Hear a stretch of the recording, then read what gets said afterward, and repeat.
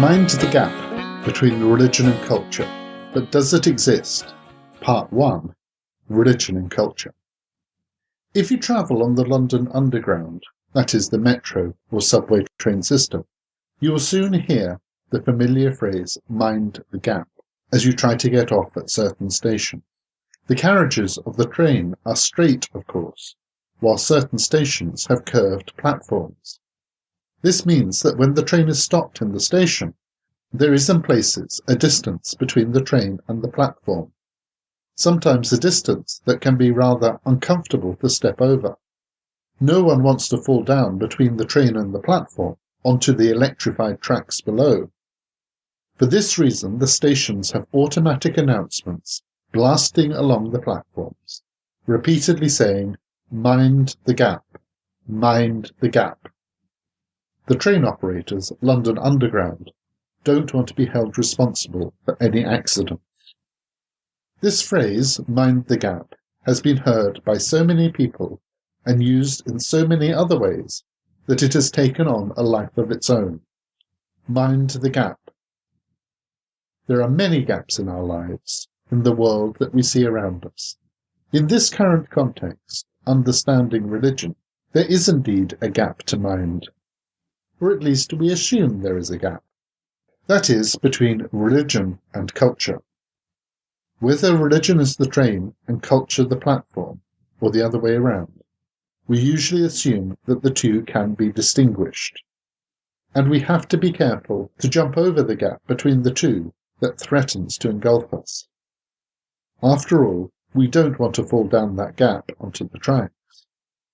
In this episode, I'm going to question whether or not there is such a gap. As I have said before, religion is culture, and culture is religion. I will take a few examples of this to make the point. You see, there is an awful lot of religion in culture, and also a lot of culture in religion. To get started with this, remember in the last episode I talked about the distinction between two forms of culture, between high or elite culture and low or popular or mass culture. We cannot explore either without finding religion in both these types of culture in some form or other. By talking in this way, I'm not meaning a sense in which we can find religious truths or goodness in culture, expressed in particular by the Christian theologian Niebuhr when he talked of Christ in culture. What we're doing here is not a search for truth, or at least not for what some seek as a religious truth. Instead, what we are trying to understand is how what is often thought of as religion is so deeply implicated in culture that it is too difficult to pick it apart. In practice, there is no gap as such, or at least the gap is just a way of separating out issues that in truth are much more complicated. Let us start with high culture. This is the culture that is considered to be cultivated, civilized, the best of human creation. This may be art or literature, music, or any other form of human creativity. These are things that we consider to be of high quality, major achievements, products of people who were inspired. When we think of music of this type, we tend to think of classical music, Bach, Beethoven, Vivaldi, and so on. That is music that is meaningful and distinct. Likewise, when we think of literature, we would think of William Shakespeare, Charles Dickens, Jane Austen, Herman Melville, Mark Twain, and so on. We might not like this type of culture, but we respect it. We know, largely because we have been taught, that it is good quality and it represents something that is special. Moving across ideals of culture, it is part of our culture. It is the best of British or American or European culture that shows us we are cultured and civilized.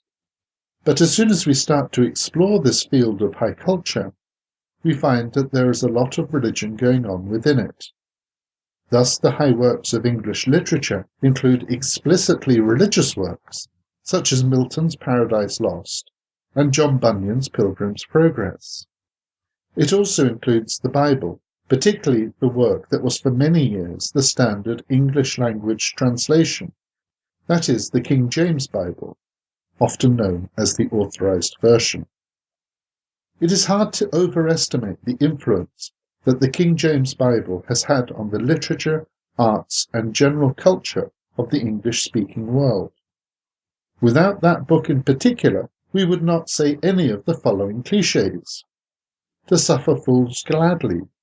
How are the mighty fallen? Money is the root of all evil. Two-edged sword. Physician, heal thyself. The left hand doesn't know what the right hand is doing. White as snow.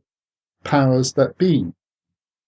These are all phrases from the Bible, but came into the English language through the translation of the Bible into English under the patronage of King James I of England, in the King James Bible. Just try to imagine speaking English if we had not had that particular translation of the Bible. Indeed, imagine whether or not there would have been such a thing as the English language and culture without this religious influence. This is not only limited to literature. In terms of music, a large part of the canon of classical music comes from religion, either in terms of liturgical music, masses, requiems, music to be played as part of formal worship, or otherwise choral religious music. Of course, much of this comes down through history to us, from a time when the patronage and performance of prestigious religious music was a sign of power, wealth, and status. But such music, for example Mozart's or Flori's requiems, Bach masses, and so on, remain part of the high culture of Western or European society, even in times where there is much less social and political significance to religion. In other fields too, such as art and architecture, just think of Michelangelo's David and the Sistine Chapel in the Vatican in Rome. Indeed, much of the history of magnificence and distinction in European architecture is embedded in religion.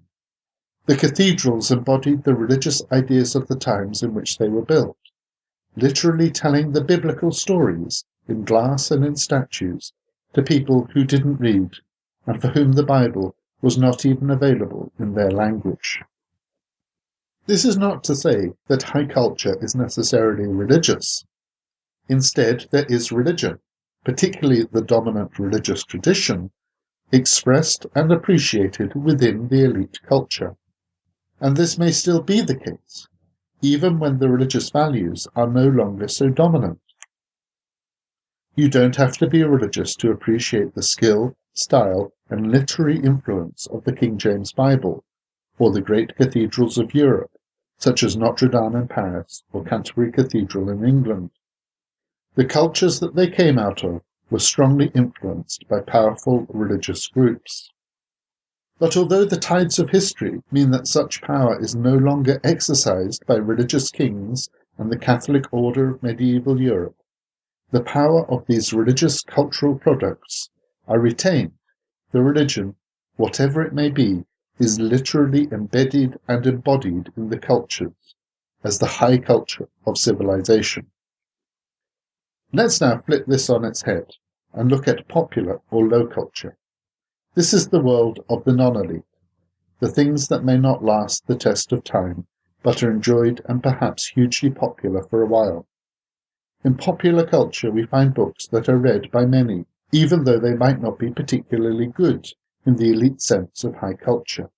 50 Shades of Grey, John Grisham, Stephen King, or music that is enjoyable and enjoyed, even if it is not particularly uplifting. Pop music, hip-hop, the music of the pop charts, Spotify, Shazam, and iTunes. When we listen to this music, we might not expect it to have any particular religious resonances. There is, of course, a corner or a niche of popular pop music that is explicitly religious, in particular Christian music, such as the Christian pop music of Amy Grant, Chris Tomlin, and many others, and Christian rock music by artists such as Rebecca St. James and As I Lay Dying. Gospel music has also been a distinctive genre of religious music, with its roots in churches, but widely played far beyond that particular sphere. But in many places of pop music beyond these niches, we often find something related to religion. The most obvious example is the singer Madonna Louise Ciccone, known of course by her first name Madonna, who has been a major figure in pop culture for over 3 decades. Although Madonna is just her given name, it has clear religious references, and she consciously played on this very strongly in her career. Songs and titles such as Like a Virgin, Like a Prayer, Confessions on a Dance Floor, juxtaposing her overt and at times explicit female sexuality with the more conservative association of Catholic Christianity.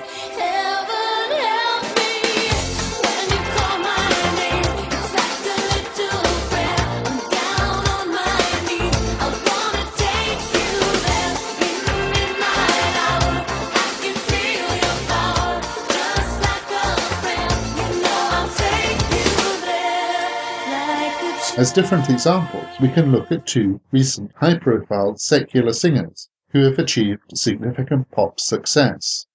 First, there is the English singer Sam Smith and his recent #1, Stay With Me, telling the story of the breakup with his boyfriend. Stay with me. Then there is the Irish singer Hosier, Take Me to Church, again a major #1 across many countries. Amen. Amen. Take me to church, I worship like a dog at the shrine of your life. I'll tell you my sins and you can sharpen your knife. Offer me that deathless death, the good God, let me give you my life. Neither of these singers are overtly religious. Indeed, the Irish singer Hosier stresses that his song is against religion, particularly against the Irish Catholic Church.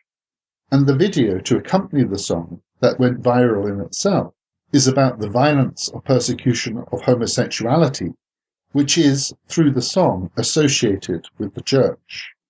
The point is that Hosier's song wouldn't make any sense without an idea of religion in the first place. He sings about the irony of religion, of confessing sin, and the priest sharpening his knife. It is within a cultural language where religion is a given. Amen, as he sings in conclusion. Amen. Amen. And this is the main issue of religion in culture. Just as we found with the King James Bible, the words we use and the ideas that we articulate are framed in religious terms very often without us being aware that they are. Likewise, Madonna, Sam Smith and Hosier, and many others, all produce popular music that expresses and resonates with audience that may or may not be religious, but engage in a cultural place where religion is a common part of the language. The gospel music of Sam Smith's track helps us to express the pain of a breakup, the hope of reconciliation. Madonna's name articulates the idea of the Virgin Mary in the Catholic tradition, whilst she expresses and exposes herself in ways that most Catholics would find scandalous. We do not only find religion in the set-aside places, such as in churches and Christian record labels. The influence of religious ideas, symbols, and religious worlds goes through all aspects of society. It is part of our culture, that is, in the Goethean sense of culture as a way of life, as a shared system of values, and it is expressed in cultural products that are both elite or high culture and also mass or popular culture. It might not be the lofty religion of the church. It might indeed be a challenge to the values of organized religion, such as expressed by Hosier, even though his title says literally, "Take me to church." And so to wrap this up, we cannot find that gap easily, let alone mind the gap. Instead, we should keep asking ourselves where and how we can find religion in culture, and how and why it is there. This is not the end of it by any means. It is only a starting point. We still need to think about what we do with religion when it is found in culture. How do we analyze and interpret this? But before we do that, we need to go on to our next task. which is to find culture in religion.